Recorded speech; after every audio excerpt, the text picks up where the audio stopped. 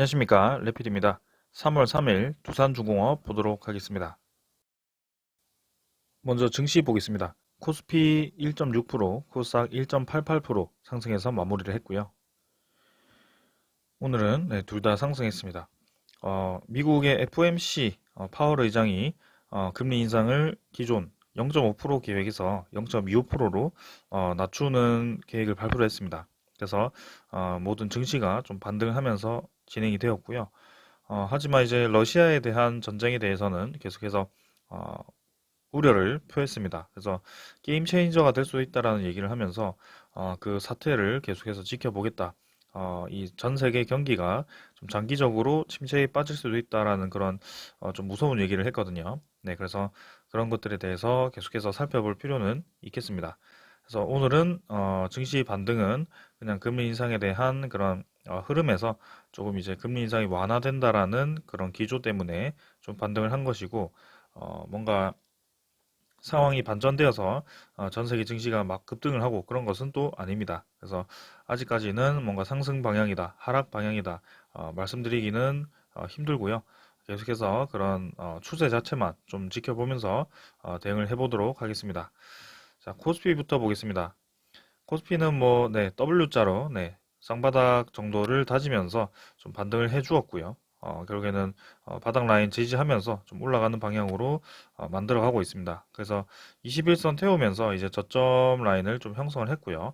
61선과 갭을 좀 메우는 그런 과정이 필요할 겁니다. 하지만 그런 전 세계적인 그런 이슈에 따라서 또 어떻게 될지 알 수 없기 때문에 지금은 계속해서 지켜보는 방향이 맞을 거라고 생각을 하고요. 월봉도 어느 정도 반등을 했습니다만 일단 고점 대비해서 지지 라인을 형성하면서 반등을 좀 주는 것이 좋겠습니다.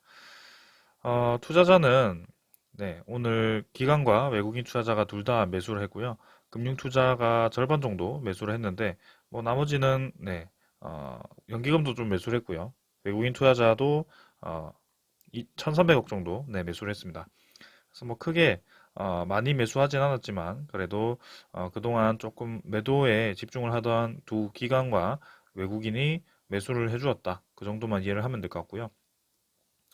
러시아와 우크라이나 사태가 어떻게 해결이 될 것인지 좀 지켜봐야 될 것 같습니다. 이제 2차 회담도 진행을 했음에도 뭔가 딱히 소식은 안 들려오는 것 같거든요. 그래서 러시아가 계속해서 우크라이나를 잠식하듯이 점령을 해 갈 것인지 혹은 또 휴전을 진행할 것인지 아니면 우크라이나가 결국에는 버텨내면서 좀 러시아가 두 손 두 발 들고 이제 빠져나갈 것인지 뭐 그 정도를 생각해야 되는데 일단은 좀 합리적인 선에서 보면은 결국에는 러시아도 너무 무리하지 않고 적정선까지 이제 점령을 한 뒤에 협의를 하고 이제 빠져나가기를 원할 겁니다. 네. 그러고 이제 전 세계도 좀 계속해서 경제 제재를 가하고 있지만 러시아는 사실 이런 것들에 대해서 좀 준비를 했을 거고 중국 입장에서 지금 좀 러시아를 도울 만한 그런 시그널을 계속 보내고 있는 것 같아요. 그래서 그런 것들이 이미 얘기가 좀 오간 것을 보았을 때는 좀 적정선에서 좀 마무리가 될 것으로 생각이 되는데 일단 더 지켜보도록 하겠습니다. 자, 그래서 사태가 장기화될수록 이제 증시 시장이라든지 서로서로 좋지 않기 때문에 네, 빨리 좀 해결이 되었으면 좋겠고 우크라이나 쪽에서 좀 유리한 방향으로 일이 잘 풀려갔으면 좋겠습니다. 자, 일단은 코스닥도 뭐 반등을 좀 했고요. 네, 마찬가지입니다. 일단은 21선은 어제 돌파를 했고 오늘 추가적인 더 상승이 나오면서 좀 뻗어 나갔습니다. 하지만 하락분에 대해서는 아직까지는 절반도 채 메우지 못했기 때문에 좀 더 반등이 필요하겠지만 그래도 900포인트 회복을 하였다. 네. 하지만 수급 자체는 외국인 투자자가 좀 팔았고요. 기관 투자자는 조금 샀습니다. 그래서 뭐 크게 변화는 없었고요. 오늘도 뭐 큰 변화 없이 진행되었던 것 같습니다. 수급 자체는. 환율은 계속 높게 유지됩니다. 1107원이고요. 1200원 중반대로 지금 치고 나갈 듯한 움직임을 계속해서 보여주고 있습니다.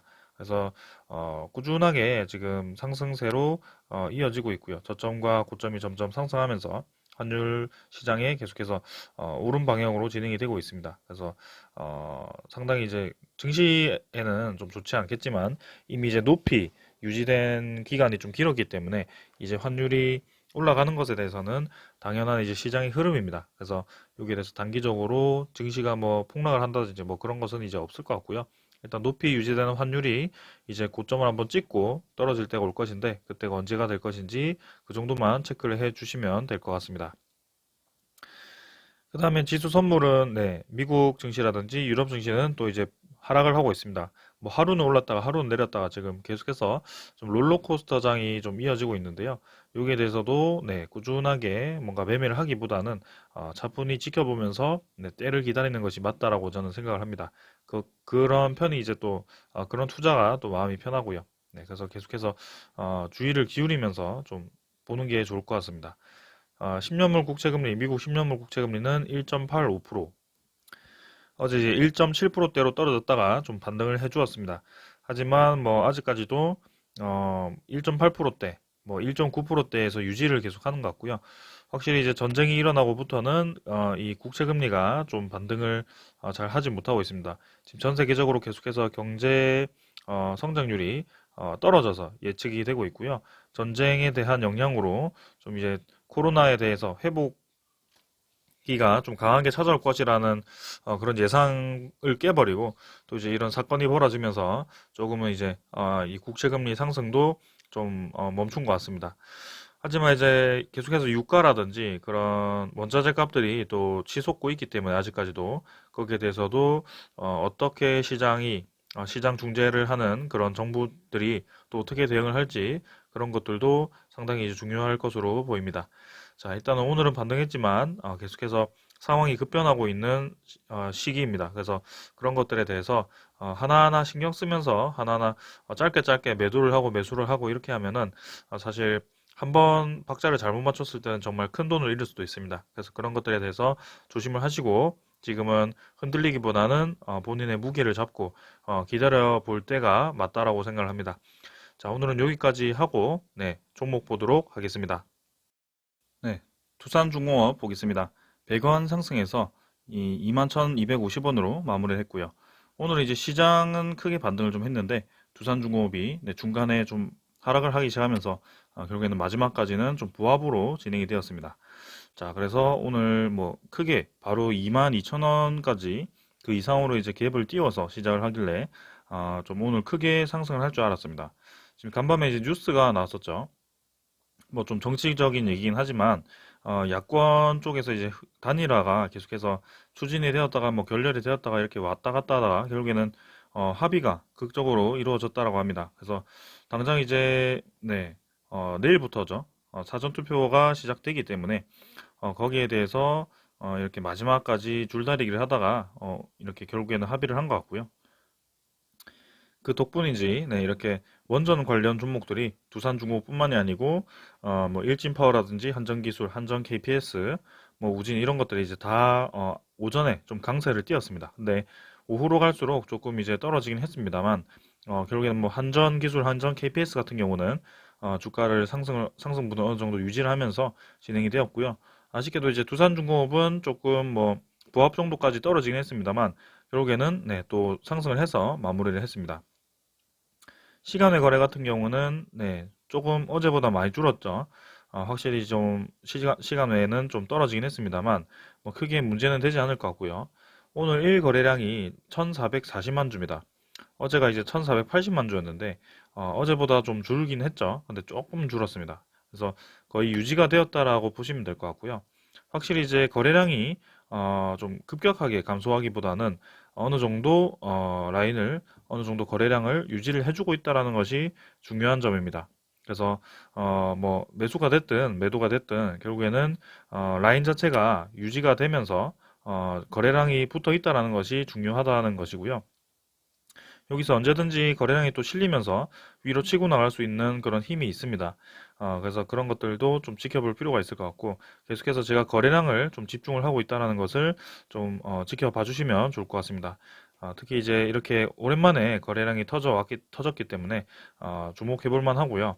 지금은 사실은 이제 저점 대비해서 22,000원까지 뭐 이제 50%가량 상승을 해버렸습니다. 단기간에. 그래서 그 정도 상승 단기간에 하고 뭐 이 정도 좀 눌리는 거는 상관없습니다. 결국에는 하락한 것도 아니고 좀 상승해서 마무리했기 때문에 아무 문제가 없다라고 보여지고요. 특히 이제 오늘 같은 경우는 이제 내일 3월 4일에 있을 어, 신주 상장이죠. 신주 상장 물량이 어느 정도 미리 출회를 했다라고 좀 봐도 될 것 같습니다. 그래서 오후부터 해가지고 좀 이 매물이 쏟아지면서 떨어지긴 했습니다만 결국에는 이 3월 4일에 있을 신주 물량이 쏟아짐에도 불구하고 지금 최근에 나오는 그런 호재들로 인해서 좀 상승을 하고 있다라고 보여집니다. 그래서 이 상승 흐름이 이대로 뭐 쉽게 꺾일 것 같지는 않고요. 네, 신주 상장이 이제 드디어 진행이 되었기 때문에 이제 유상증자 과정도 완벽하게 이제 마무리가 되어 가고 있습니다. 그래서 이미 이제 기업 입장에서는 3조 자구안도 끝냈고요. 부채 상환도 모두 완료를 했고요. 그죠? 그 다음에 이제 신용 등급도 BBB로 상승을 했고요. 그다음에 올해 있을 그 차입금을 꽤나 이제 메울 수 있는 금액을 확보를 해두었고, 그다음에 향후 5년 동안 이 신성장 사업에 첫 번째는 가스터빈이죠. 가스터빈이고 두 번째는 풍력 에너지, 세 번째는 SMR과 같은 그런 차세대 그 원전 혹은 뭐 수소 연료전지 뭐 그런 것들 있죠. 그래서 그런 것들에 대해서 이제 성장성을 가진 그런 사업들에 대해서 투자금을 또 확보를 해두었기 때문에 이제는 이제 두산중공업이 진짜 사업에 집중을 하고 성장하는 그 비전에 집중을 할 수 있다라는 그런 시점입니다. 그래서 그렇기 때문에 시장에서 이제 높게 평가를 하고 지금 최근에 그런 흐름에 맞게 좀 주가가 움직이는 것 같고요. 그동안에는 이제 좀 이제 고생을 많이 했죠. 아니 원전이 아니고 그 유상증자 유증 소식 때문에 좀 많이 떨어졌고요. 그런 것들에 대해서 좀 이해관계가 있었습니다. 780만 주에 대해서 신주 상장 물량이죠. 그 신주인수권이죠. 신주인수권. 그게 이제 대주주로부터 또 이제 대량 매매가 되었습니다. 다른 투자자들에게. 그 이유도 이제 사실 이번에 두산그룹이 네, 테스나라는 그 반도체 기업을 또 이제 인수를 하기 위해서 어느 정도 이제 현금 확보가 필요했던 것 같습니다. 그래서 큰 그림을 그리기 위해서 이 두산중공업에 대해서 유상증자 참여를 조금 줄인 것 같고요. 거기에 대해서 이제 780만 주를 또 다 이제 장외 거래로 해결이 되었고, 그리고 이제 실권주가 좀 발생하긴 했습니다만 결국에는 일반 공모를 통해서 경쟁률이 210대 1이었나요? 네, 그만큼 이제 아주 치열했던 그런 유상증자였습니다. 그래서 과정만 보면 뭐 좀 많이 내려가고 주가가 떨어지고 또 유상증자를 1년 만에 또 하냐 뭐 그런 비판을 많이 받아왔지만 결국에는 주주 입장에서는 13,850원에 이 두산중공업을 매수할 수 있는 기회가 되었던 거고요. 사실 신주인수권까지 이제 그런 차이까지 생각을 했을 때 뭐 2,700원 정도라고 생각합시다. 그러면 합쳤을 때 이제 16,500원, 550원 정도죠. 네, 그래서 합리적인 가격은 16,550원에 두산중공업을 매수를 했다라고 생각을 하셔도 될 것 같습니다. 네, 왜냐하면 이 신주인수권 증서를 매도했을 때 또 이 금액만큼 또 수익을 얻을 수도 있었던 그런 기회비용이 있었기 때문에 합치는 게 맞다라고 생각하고요. 결국에는 지금 유상증자 참여하신 분들은 16,550원 정도의 네, 두산중공업을 가지고 있다라고 생각하시면 되겠습니다. 자, 그럼 이제 내일 상장을 하기 때문에 좀 궁금한 점들이 있을 텐데요. 여기에 대해서, 네, 만약 기존에 이제 천주를 가지고 계셨을 겁니다. 어떤 분이 이제 천주를 가지고 계셨을 때, 평단이 23,000원이다. 네, 23,000원에 천주를 가지고 있었습니다. 근데, 여기에 대해서 그때 이제 비율이 12.9%였나요?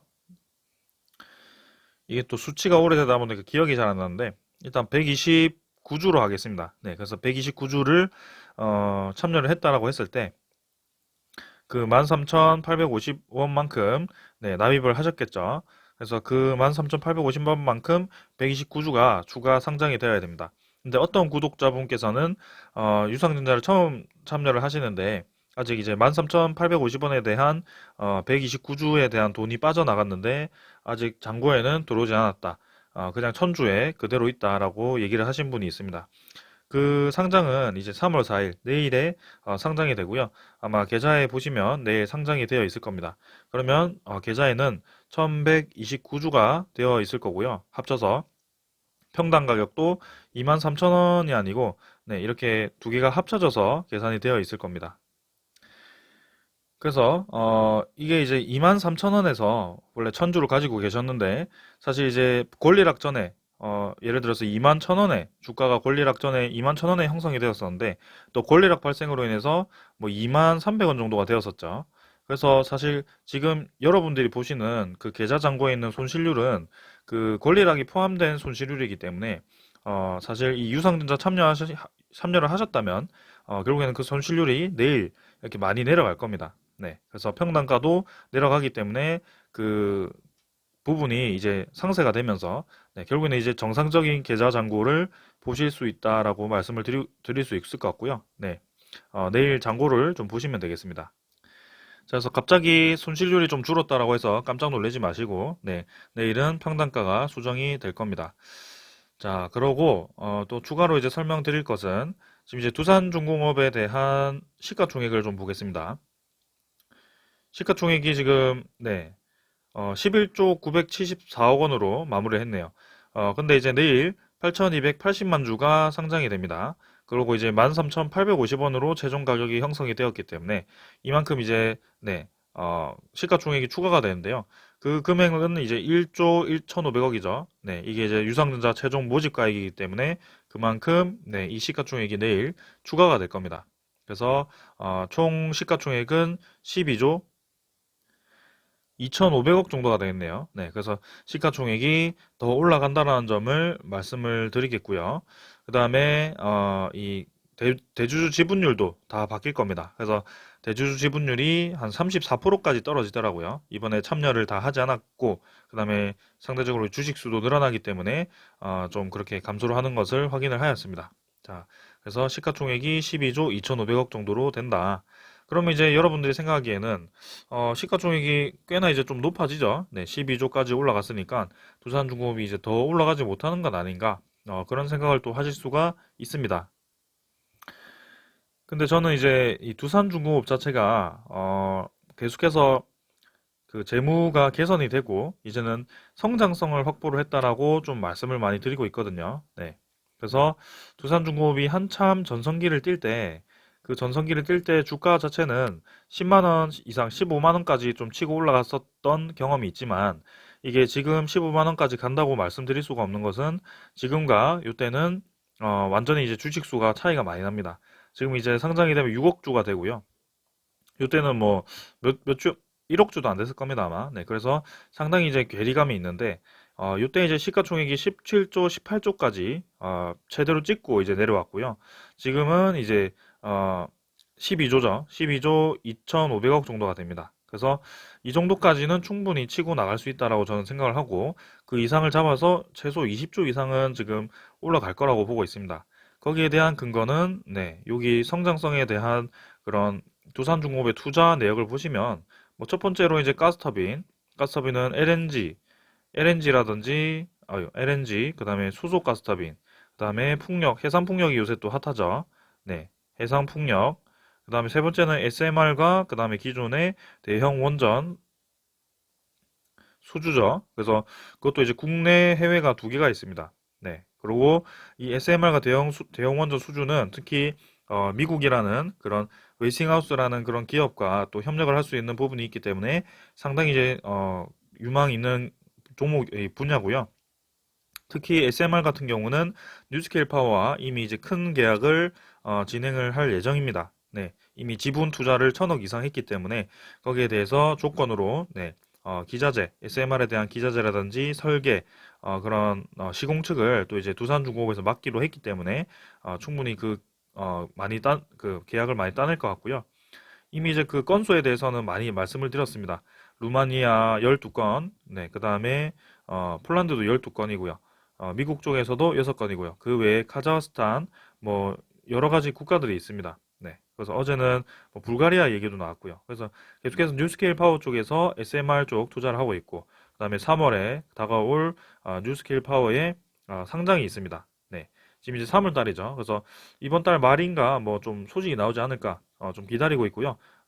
그 합병 스펙으로 좀 그렇게 상장을 한다라고 하니까 좀 더 기다려 보겠습니다. 뉴스케일 파워가 이제 상장을 했을 때는 삼성물산과 이제 두산중공업이 지분이 수천억 차익을 얻을 수 있을 만큼 굉장히 큰 수익을 얻을 수 있다라는 그런 평가가 많이 나오고 있고요. 거기에 대해서 지주사도 좀 이득을 보지 않을까 싶습니다. 그리고 이제 대형 원전 같은 경우는 이제 해외는 뭐 체코, 그다음에 이제 폴란드, 그죠? 체코는 이제 어제 말씀드렸다시피 올해 상반기에 입찰을 시작할 것 같고요.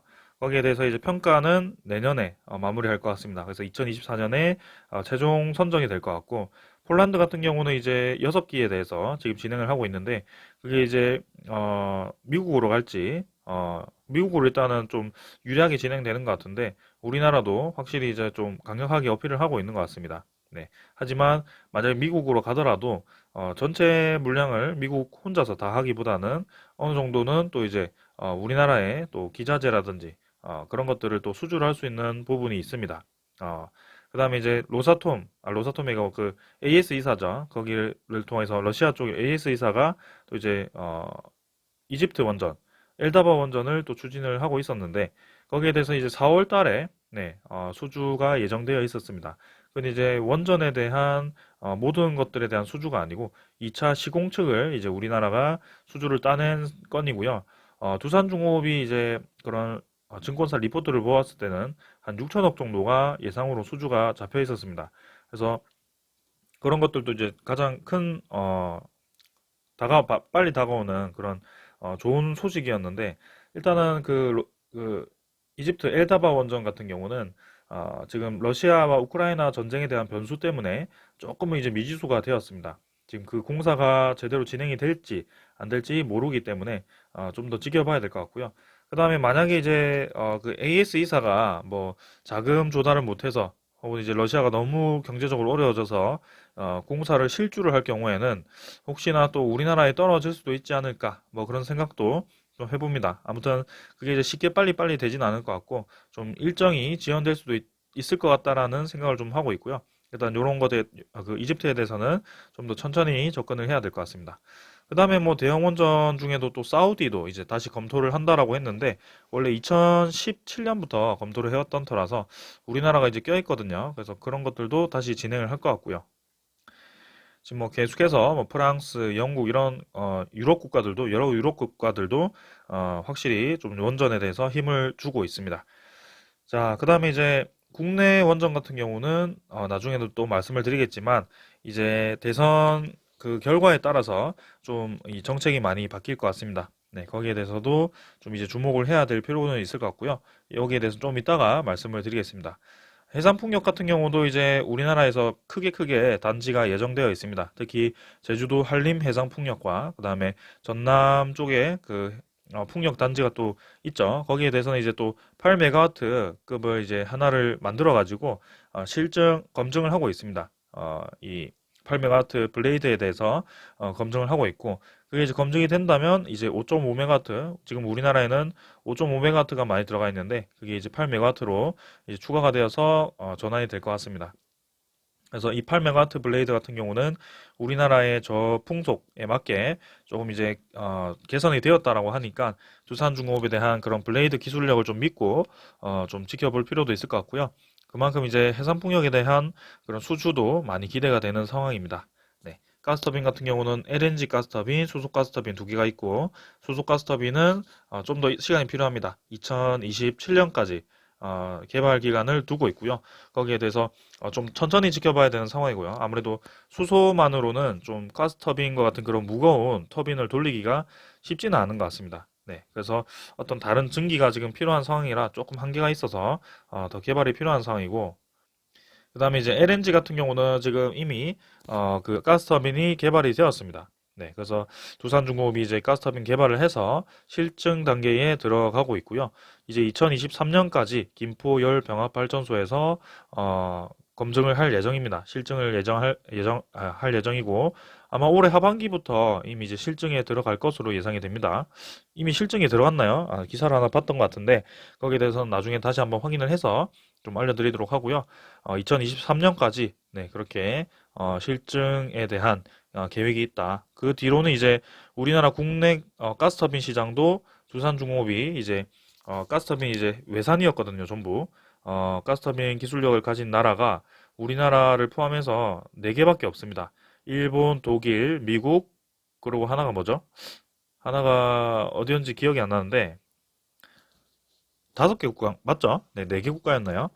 조금 헷갈립니다. 너무 많은 정보를 제가 한 번에 이제 머릿속에서 꺼내오다 보니까 좀 이제 헷갈리는데, 글로 좀 정리를 해서, 한 번에 또 정리하는 시간도 한번 가져보도록 하겠습니다. 아무튼, 그만큼 이제 우리나라도, 다섯 번째, 다섯 손가락 안에 드는 그렇게, 가스터빈 기술력을 가진 국가가 되었고요.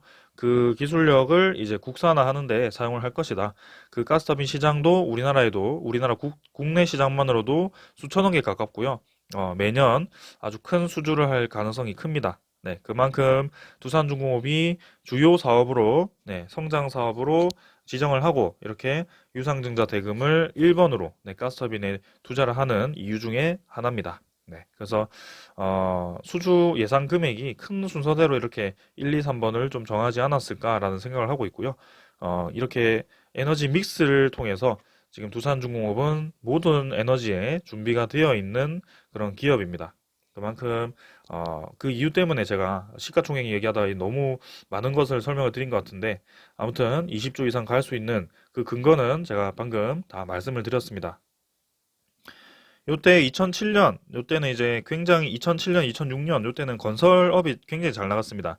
두산중공업뿐만이 아니고 두산건설, 뭐 두산 이렇게 해가지고 네, 굉장히 많이 급등을 했던 그런 시기였고요. 그때만 하더라도 이제 우리나라 내수 시장이 활발했죠. 조선산업, 뭐 아니면 중공업도 좋았고요. 네, 근데 지금은 많이 시대가 바뀌었습니다. 반도체라든지 아니면 지금 에너지 패러다임이 바뀌던지 아니면 자동차 패러다임이 바뀌던지 그런 식으로 좀 첨단 소재 아니면 첨단 그런 기술력으로 좀 바뀌었기 때문에 두산중공업도 거기에 맞게 지금 기술력을 변화시켰고 확실히 기업 전체 차원에서 에너지에 대한 그런 뿌리를 두고 퍼져나가는 가지치기를 하는 그런 기술력을 성장성을 확보를 했기 때문에 사명도 두산 에너빌러티 네 아직 익숙하진 않습니다. 두산 에너빌러티로 네 변경을 할 것을 또 검토를 하는 것 같죠. 아마 검토가 아니고 이제 거의 확정하지 않았을까요? 그렇게 이제 언론에 뿌려질 정도라면 어느 정도 네, 염두를 해두고 있는 것 같습니다. 아무튼 두산 에너빌러티가 될 확률이 저는 꽤 있을 거라고 보고 있고 주목을 해보겠습니다. 자, 그렇다고 해서 이 건들에 대해서 한다고 해서 기존 사업이 잘 되고 있지 않느냐? 그것도 아닙니다. 뭐 수력 발전이라든지 아니면 화력 발전도 사실 복합 괌이죠. 괌 쪽에서 이제 추가로 진행할 예정이고요. 수력 발전은 뭐 라오스라든지 아니면 뭐 다른 국가들에도 좀 추진이 될 예정입니다. 그 다음에 주요 기술 중에 하나가 해수 담수화 플랜트고요. 이거는 이제 사우디에서도 진행을 했고요. 중동 쪽에서 굉장히 이제 핫한 아이템이고요. 우리나라 국내에도 이제 뭐 기장 쪽, 네, 부산에서도 이제 해수 담수화 플랜트를 또 이제 두산중공업에서 한다라는 그런 얘기를 들었던 것 같은데 지금 뭐 진행이 되고 있는지는 잘 모르겠습니다. 일단 지켜보도록 하고요. 그 다음에는 이제 그 주단조, 네, 주단조 공장입니다. 이거는 이제 사우디아라비아와 굉장히 이제 큰 프로젝트로 진행을 하고 있고요. 규모가 이제 1조 규모입니다. 그래서 이렇게 기존 사업도 잘 진행이 되고 있다는 점. 그 다음에 원전 중에도 이제 건설 쪽과 뭐 두산건설은 지금 두산중공 밑에서 좀 빠져나와가지고 네 이제 올해 4월 달인가요? 5월 달인가요? 이제 유상증자 3자 배정 유상증자를 마무리를 하고 신주 상장을 할 예정인 것으로 알고 있고요. 그 참여 기업이 사실 또 두산 위브더 제니스 뭐 그런 이름이 좀 비슷하더라고요. 그래서 결국에는 네, 두산중공업이 사실 두산건설을 떼놓은 것처럼 보이지만 결국엔 다시 가져올 생각으로 이렇게 잠깐 이제 떼놓은 것 같고요. 네. 거기에 대해서 또 두산건설을 어떻게 또 회수를 하는지 또 지켜볼 필요도 있겠습니다.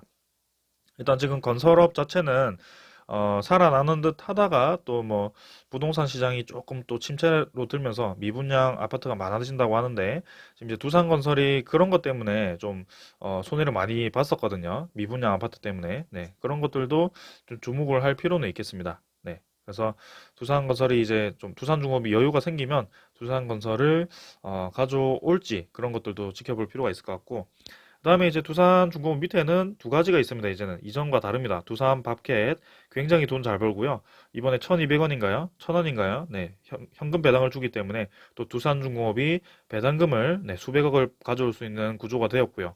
올해도 이제 미국에 대한 인프라법 통과가 되면서 미국에 대해서 굉장히 많은 그 또 수주가 예상이 됩니다. 그래서 올해도 작년 못지않게 또 이제 큰 매출과 영업이익이 기대가 되는 두산 밥켓이고요. 그리고 그런 것들이 이제 다 전동화가 되고 자동화가 되고 그리고 이제 무인으로 조종까지 할 수 있다라고 하니까 상당히 이제 큰 혁신입니다.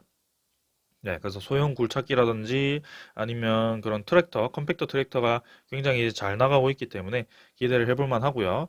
그다음에 이제 두산 퓨얼셀 같은 경우도 굉장히 유망합니다. 지금 이제 우리나라가 결국에는 수소법이 통과가 될 것이고 그 수소에 대한 산업 자체가 결국에는 궁극적으로 봤을 때 수소 경제가 형성이 되도록 산업이 이끌어가고 있습니다. 전 세계 산업이 그 방향으로 가고 있고요. 그래서 수소를 어떻게 생산하느냐, 그리고 수소를 어떻게 유통을 하느냐, 수소를 어떻게 저장하느냐, 그런 방법이 여러 가지가 이제 검토가 되고 있습니다. 그래서 각 소재 기업들과 아니면 플랜트 기업들, 혹은 이제 그런, 선박 기업들, 그런 기업들이 다 이제 수소 쪽으로 투자를 하고 있고 기술력을 기르고 있거든요. 네, 그런 면에서 두산 퓨얼셀, 그 수소를 이용을 해서 에너지를 생산할 수 있는 수소 연료 전지가 또 이제 핵심입니다. 이제 수소에 대한 그런 생산과 운송과 저장을 해결을 했다면 그 수소를 이용해서 네, 그 수소를 이용해서 전기를 생산하는 것이 또 핵심이잖아요. 수소 경제 핵심이기 때문에 그 퓨얼셀이 굉장히 중요하다.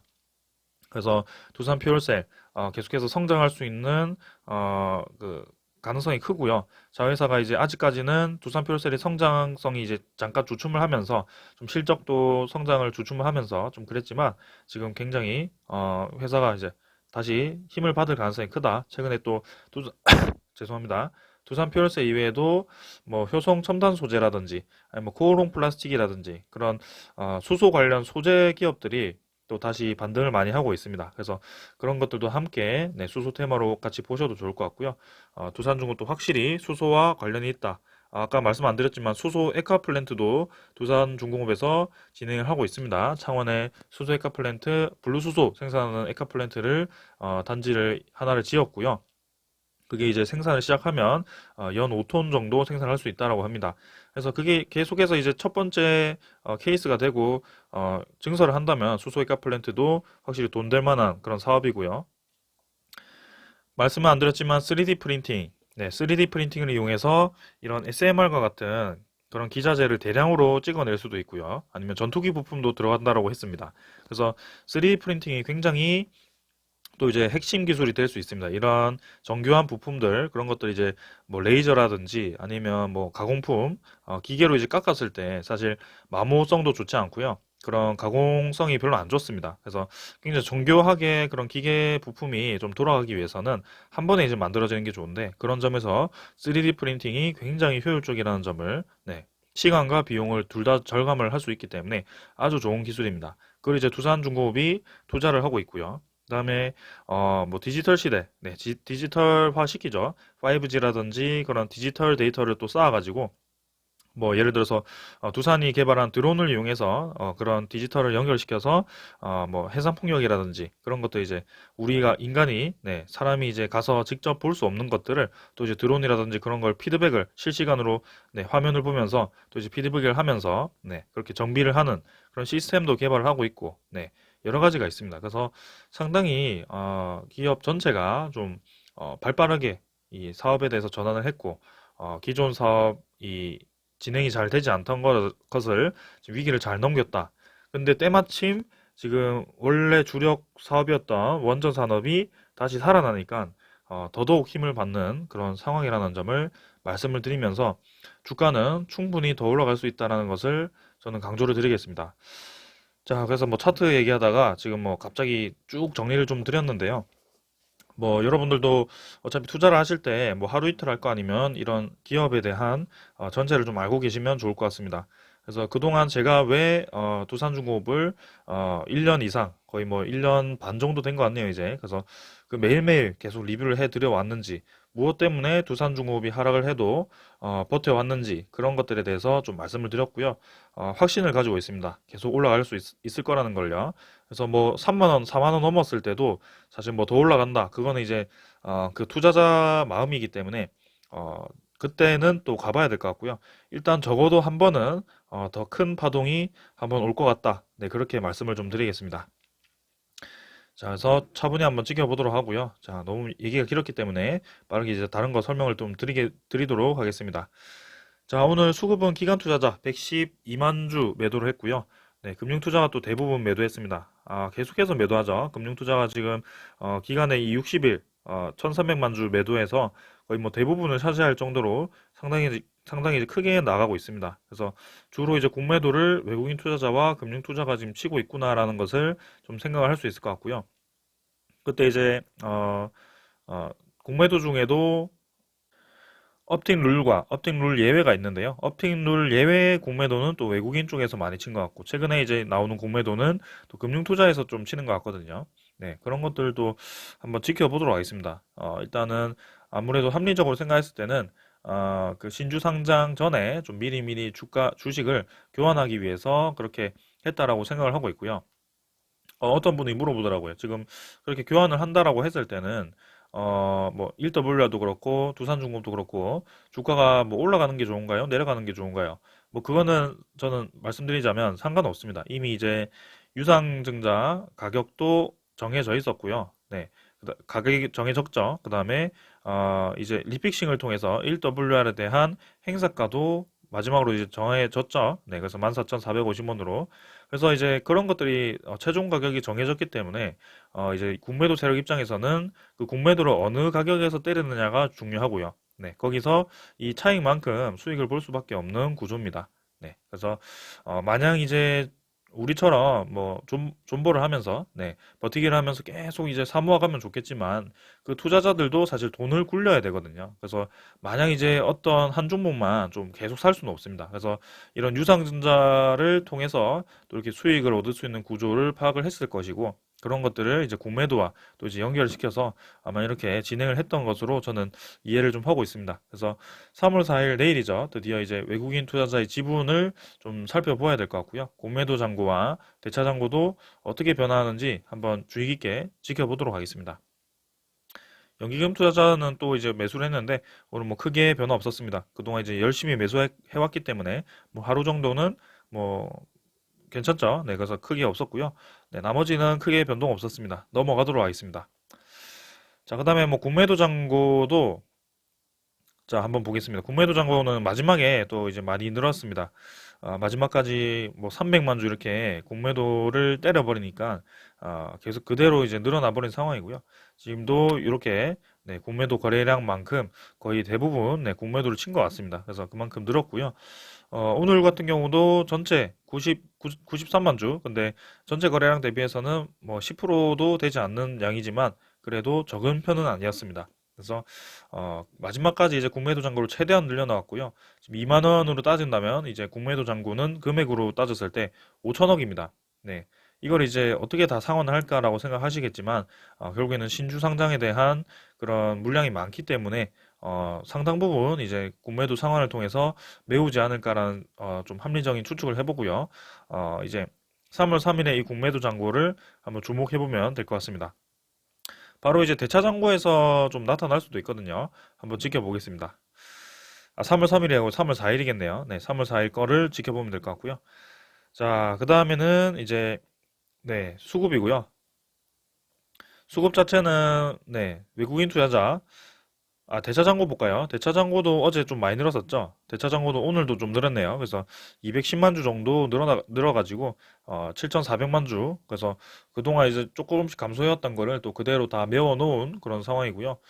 상세도 외국인 추정 47만 주에서 또 12,000원, 12,000주로 좀 마지막에 또 다 내렸습니다. 어제도 한 60만 주 정도에서 플러스해서 마이너스 58만 주로 이렇게 내렸고요. 그래서 마지막에 이제 외국인 투자자가 좀 많이 매도를 한 것 같고요.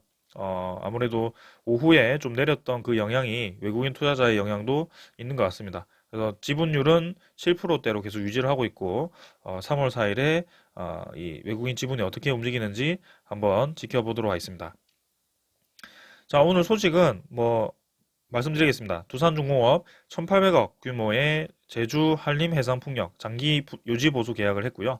네, 한림해상풍력이 이제 두산중공업의 5.5메가와트 그 블레이드가 많이 들어가 있습니다. 그래서 거기에 대해서 장기 유지 보수를 또 이제 계약을 따냈고요. 1,800억 규모입니다. 적은 규모 아니고요. 네, 지금 이제 전라도 쪽에도 이제 계속해서 그 해상풍력 단지가 건설이 될 거고 앞으로 이제 추후에 한림해상풍력의 또 8메가와트까지 또 이제 계획이 되어 있기 때문에 계속해서 이제 해상풍력으로 또 이제 이 수주를 많이 할 예정입니다. 여기 나와 있죠.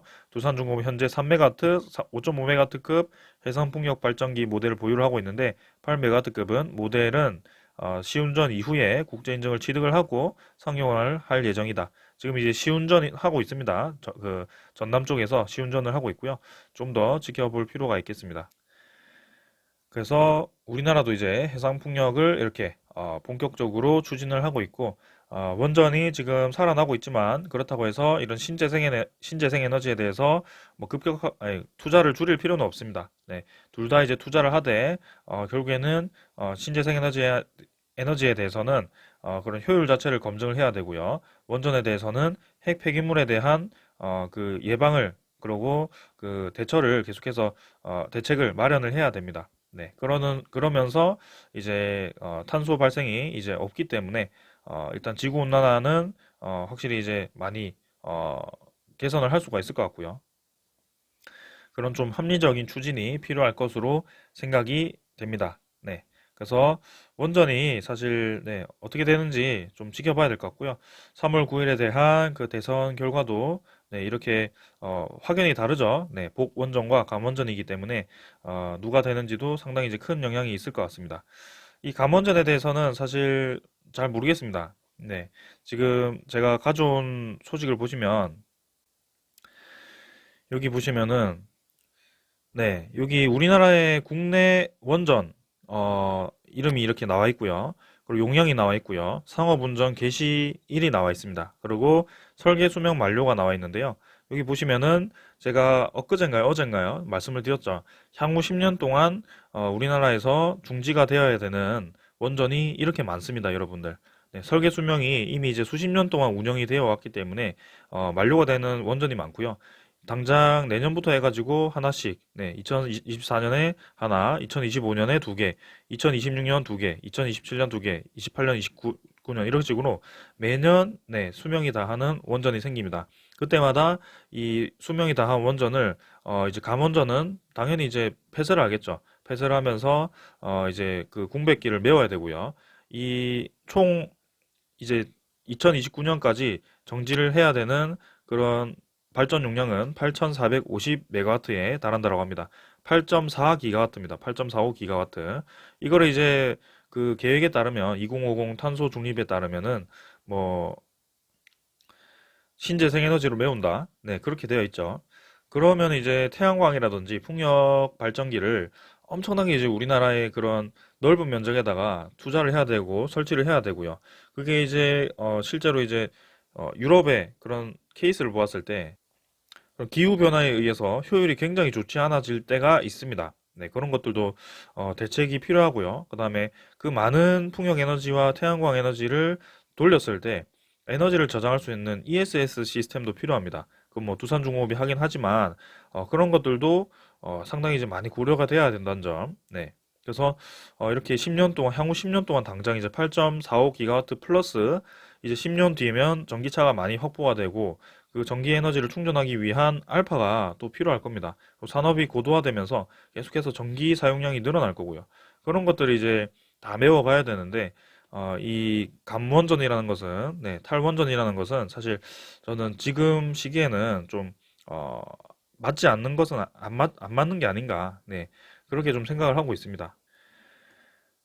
그래서 뭐 만약에 반대가 되어도 네, 여기 감원전 쪽이 되어도 좀 이제 생각을 좀 바꿔야 될 것 같고요. 거기에 대해서는 네, 지금 이제 이렇게 우리나라의 원전에 대해서는 현실성이 이렇다. 그래서 추가적인 그 건설 계획도 중지를 해놓은 상황에서 이것만 이제 다 이제 없애버리면 그러면 지금 24개에서 14개로 줄어들 겁니다. 그걸 이제 어떻게 메우느냐가 상당히 이제 중요한 안건이 될 거고요.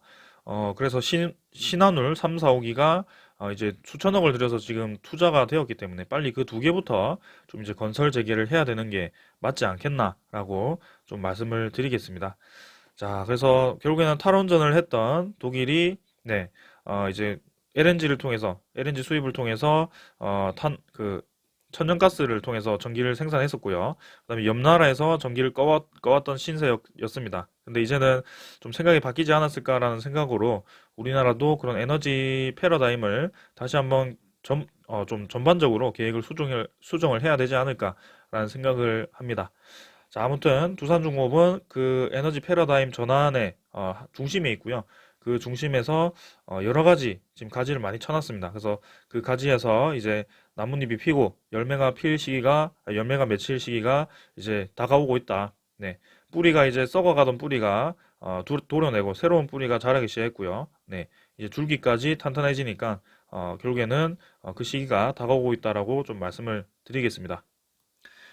자, 그래서 오늘은 좀 전반적으로 좀 정리를 드리는 시간이었고요. 자, 이제 내일 마무리 잘 하고, 이제 3월 중순쯤에는 좀 이제 좋은 방향으로 갔으면 좋겠습니다. 그래서 빨리 전쟁 상황이 마무리가 되었으면 좋겠고요. 여러분들, 네, 두산중공 꾸준히 좀 지켜봐 주시면 좋을 것 같습니다. 자, 오늘 여기까지 하고 마무리하겠습니다. 감사합니다.